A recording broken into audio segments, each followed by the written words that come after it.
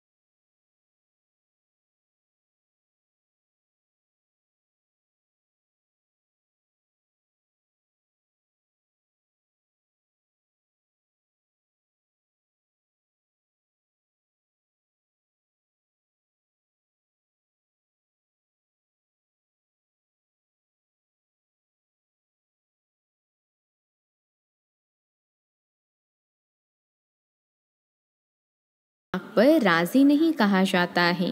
विशाल दिमाग, यह विशेषता जरूर है। इस विशेषता से ज्ञान की पॉइंट्स को अच्छी तरह धारण कर सकते हैं, लेकिन दिल से याद करने वाले पॉइंट अर्थात बिंदु रूप बन सकते हैं। वह पॉइंट रिपीट कर सकते हैं, लेकिन पॉइंट यानी बिंदु रूप बनने में सेकंड नंबर होंगे। कभी सहज कभी मेहनत से बिंदु रूप में स्थित हो सकेंगे, लेकिन सच्ची दिल वाले सेकंड में बिंदु स्वरूप बाप को याद कर सकते हैं।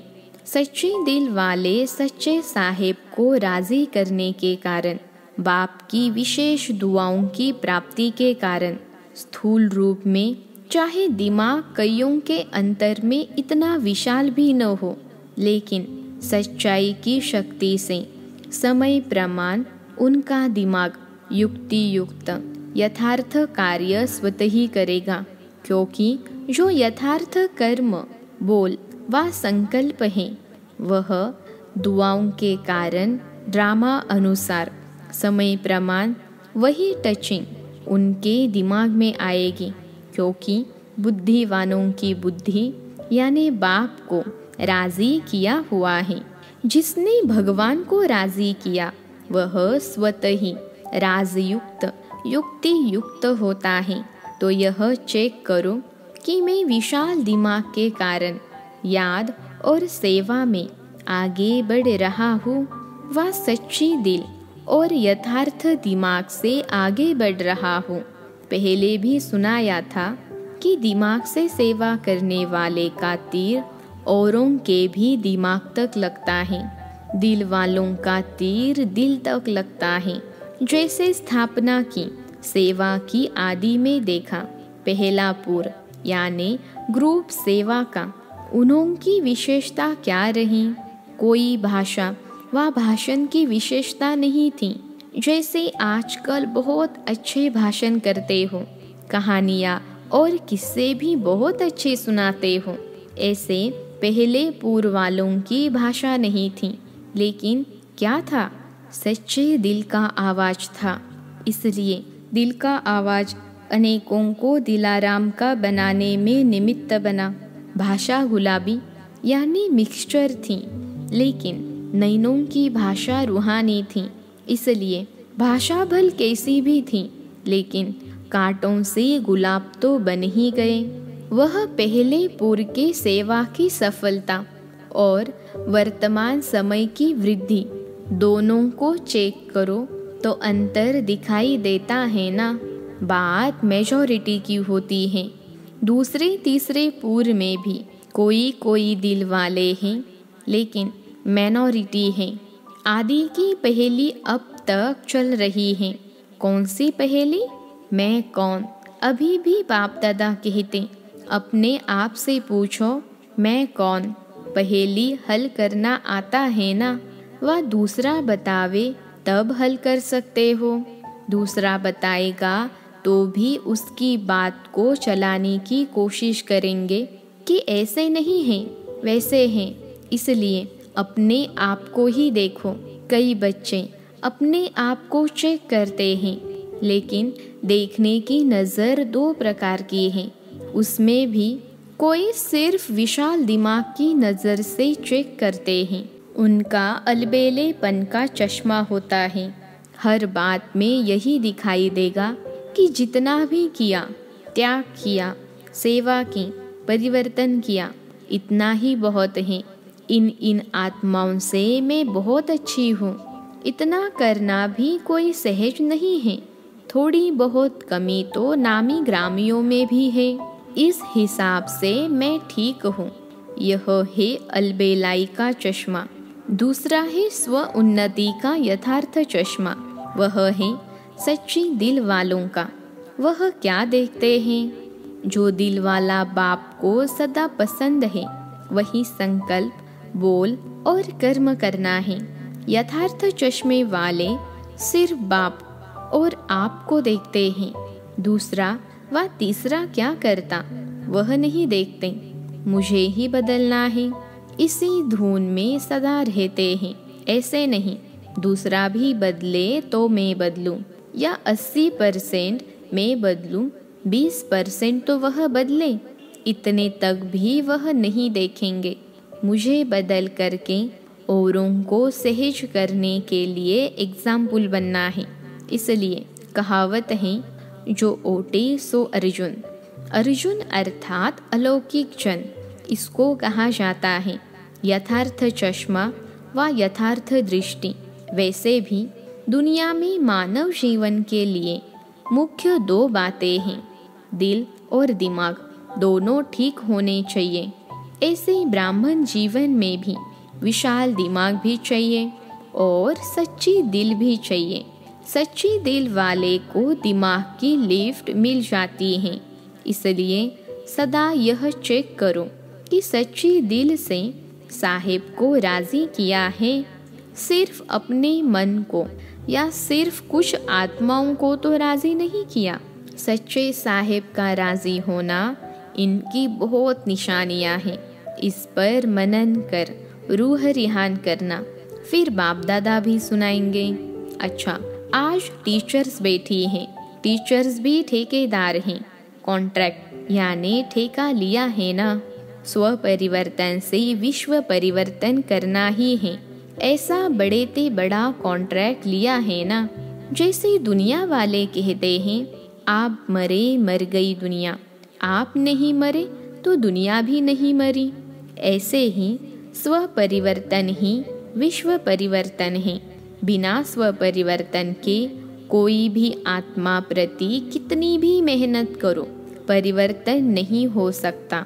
आजकल के समय में सिर्फ सुनने से नहीं बदलते, लेकिन देखने से बदलते हैं। मधुबन भूमि में कैसी भी आत्मा क्यों बदल जाती है? सुनाते तो सेंटर पर भी हो, लेकिन यहाँ आने से स्वयं देखते हैं। स्वयं देखने के कारण बदल जाते हैं। कई बंधन वाली माताओं के भी युगल उन्होंने जीवन में परिवर्तन को देखकर बदल जाते हैं। ज्ञान सुनाने की कोशिश करेंगे तो नहीं सुनेंगे, लेकिन देखने से वह प्रभाव उन्होंने भी परिवर्तन कर देता है। इसलिए कहा, आज की दुनिया देखना चाहती है तो टीचर्स का यही विशेष कर्तव्य है, करके दिखाना, अर्थात बदल करके दिखाना। समझा? सदा सर्व आत्माओं प्रति पर उपकारी, सदा सच्चे दिल से सच्चे साहिब को राजी करने वाले, विशाल दिमाग और सच्ची दिल का बैलेंस रखने वाले, सदा स्वयं को विश्व परिवर्तन के निमित्त बनाने वाले, स्व परिवर्तन करने वाली श्रेष्ठ आत्मा, श्रेष्ठ सेवाधारी आत्मा समझ आगे बढ़ने वाले, ऐसे चारों ओर के विशेष बच्चों को बाप दादा का याद प्यार और नमस्ते। हम रूहानी बच्चों की रूहानी माता पिता बाप दादा को याद प्यार, गुड मॉर्निंग और नमस्ते बाबा नमस्ते। दिल्ली ग्रुप से प्राण अव्यक्त बाप दादा की मुलाकात। सभी के दिल में बाप का स्नेह समाया हुआ है। स्नेह ने यहाँ तक लाया है।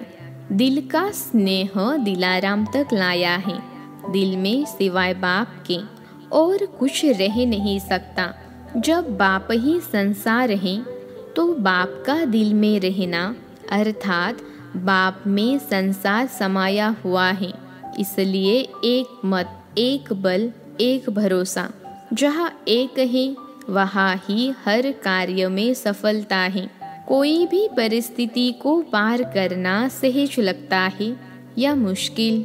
अगर दूसरे को देखा, दूसरे को याद किया तो दो में एक भी नहीं मिलेगा, इसलिए मुश्किल हो जाएगा। बाप की आज्ञा है, मुझ एक को याद करो। अगर आज्ञा पालन करते हैं तो आज्ञाकारी बच्चे को बाप की दुआएं मिलती हैं और सब सहज हो जाता है। अगर बाप की आज्ञा को पालन नहीं किया तो बाप की मदद व दुआएं नहीं मिलती, इसलिए मुश्किल हो जाता है। तो सदा आज्ञाकारी हो ना। लौकिक संबंध में भी आज्ञाकारी बच्चे पर कितना स्नेह होता है। वह है अल्पकाल का स्नेह और यह है अविनाशी स्नेह। यह एक जन्म की दुआएं अनेक जन्म साथ रहेगी। तो अविनाशी दुआओं के पात्र बन गए हो। अपनी यह जीवन मीठी लगती है ना। कितनी श्रेष्ठ और कितनी प्यारी जीवन है। ब्राह्मण जीवन है तो प्यारी है, ब्राह्मण जीवन नहीं तो प्यारी नहीं लगेगी। लेकिन परेशानी की जीवन लगेगी तो प्यारी जीवन है। या थक जाते हो, सोचते हो संगम कब तक चलेगा। शरीर नहीं चलते, सेवा नहीं कर सकते, इससे परेशान तो नहीं होते। यह संगम की जीवन सर्व जन्मों से श्रेष्ठ है। प्राप्ति की जीवन यह है। फिर तो प्रारब्ध भोगने की जीवन है, कम होने की जीवन है, अभी भरने की है। 16 कला संपन्न अभी बनते हो। 16 कला अर्थात फुल। यह जीवन अति प्यारी है। ऐसे अनुभव होता है ना। या कभी जीवन से तंग होते हो। तंग होकर यह तो नहीं सोचते हो कि अभी तो चले। बाप अगर सेवा के प्रति ले जाते हैं तो और बात है, लेकिन तंग होकर नहीं जाना। एडवांस पार्टी में सेवा का पार्ट है और ड्रामा अनुसार गए तो परेशान होकर नहीं जाएंगे, शान से जाएंगे। सेवा अर्थ जा रहे हैं तो कभी भी बच्चों से व अपने आप से तंग नहीं होना। माताएं कभी बच्चों से तंग तो नहीं होती हो। जब है ही तमोगुणी तत्वों से पैदा हुए तो वह क्या सतो प्रधानता दिखाएंगे। वह भी परवश हैं। आप भी बाप की आज्ञाएं कभी कभी भूल तो जाते हो ना। तो जब आप भूल कर सकते हो तो बच्चों ने भूल की तो क्या हुआ। जब नाम ही बच्चे कहते हैं तो बच्चे माना ही क्या, चाहे बड़े हो, लेकिन उस समय वह भी बच्चे बन जाते हैं, अर्थात बेसमझ बन जाते हैं। इसलिए कभी भी दूसरे की परेशानी देख खुद परेशान नहीं होना। वह कितना भी परेशान करे, आप शान से क्यों उतरते हो। कमजोरी आपकी या बच्चों की। वह तो बहादुर हो गए जो आपको शान से उतार देते हैं और परेशान कर देते हैं। तो कभी भी स्वप्न में भी परेशान नहीं होना, अर्थात श्रेष्ठ शान से परे नहीं होना। अपने शान की कुर्सी पर बैठना नहीं आता है तो आज से परेशान नहीं होना, चाहे बीमारी से, चाहे बच्चों से, चाहे अपने संस्कारों से या औरों से भी परेशान हो जाते हैं ना। कई कहते हैं और सब ठीक है, एक ही यह ऐसा है जिससे परेशान हो जाते हैं। तो परेशान करने वाले बहादुर नहीं बने, आप बहादुर बनो, चाहे 1 हो चाहे 10 हो, लेकिन मैं मास्टर सर्वशक्तिवान हूँ, कमज़ोर नहीं।